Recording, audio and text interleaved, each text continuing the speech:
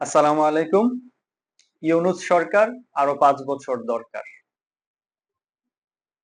এটা নিয়ে ব্যাপক কথা হচ্ছে।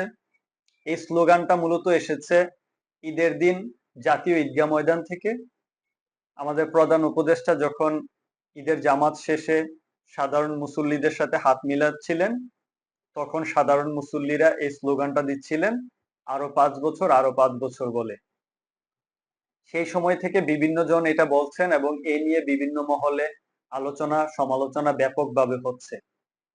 কিন্তু এখানে আমার একটা প্রশ্ন, সেটা হচ্ছে প্রফেসর ডক্টর মোহাম্মদ ইউনূস সাহেব এই স্বল্প সময়ের মধ্যে কি এমন করলেন, কি ম্যাজিক উনি দেখালেন যে এই দেশের মানুষ ওনাকে আরো ৫ বছর ক্ষমতায় দেখতে চায়? উনি কি বাংলাদেশকে একটি উন্নত রাষ্ট্রে পরিণত করে ফেলেছেন? আমাদের দেশে যে দরিদ্র লোক আছে তাদেরকে কি স্বাবলম্বী করে ফেলেছেন? সর্বস্তরের শিক্ষা কি ফ্রি হয়ে গেছে? চিকিৎসা ব্যবস্থা কি ফ্রি হয়ে গেছে? হয়নি তো। বেকারত্ব কি দূর হয়ে গেছে? হয় নাই।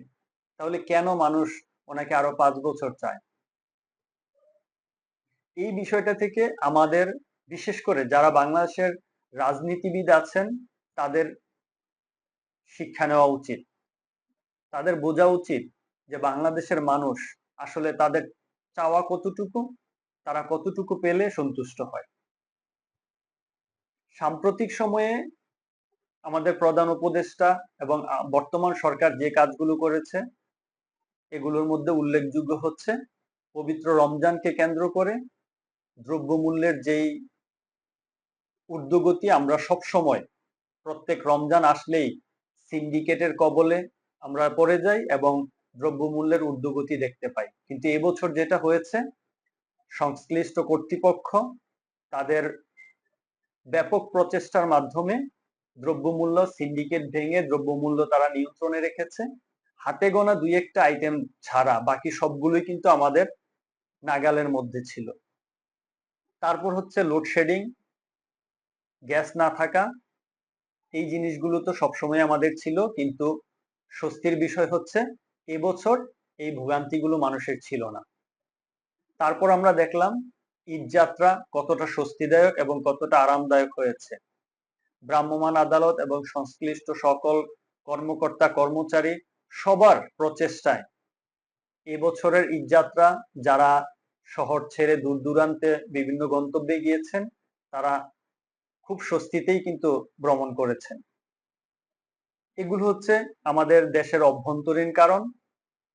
আরেকটা বিষয় হচ্ছে উনি দেশের স্বার্থকে অক্ষুণ্ণ রেখে এই দেশকে এগিয়ে নেওয়ার জন্য বহির্বিশ্বের সাথে যেভাবে সম্পর্ক তৈরি করছেন, যে যে পদক্ষেপগুলো উনি গ্রহণ করেছেন, সেগুলো অবশ্যই প্রশংসনীয়।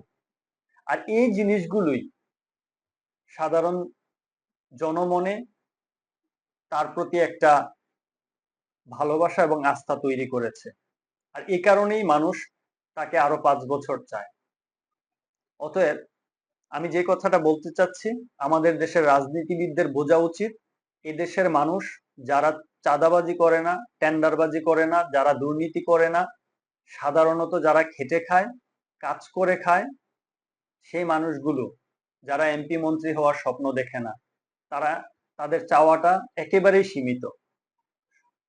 তারা চায়, তারা কাজ করবে, তারা চায় একটা নিরাপদ পরিবেশ, তারা চায় সুশৃঙ্খল একটা সমাজ যেখানে তারা নিরাপদে বসবাস করতে পারবে এবং মৌলিক যে চাহিদাগুলো আছে সেই চাহিদাগুলো পূরণ যেন তারা খুব সহজে করতে পারে, এই জিনিসগুলো যেন তাদের নাগালের মধ্যে থাকে।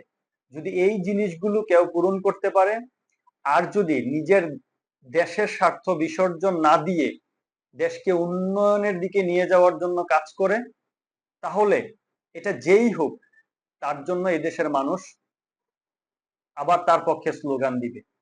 সে ৫ বছর নয়, ৫০ বছর তাকে ক্ষমতায় রাখার জন্য তার পক্ষে কাজ করবে, যদি এই সামান্য চাওয়া, যদি এই সামান্য চাওয়াগুলো মানুষ, কোনো রাজনৈতিক দল বা কোনো রাজনৈতিক ব্যক্তি পূরণ করতে পারে।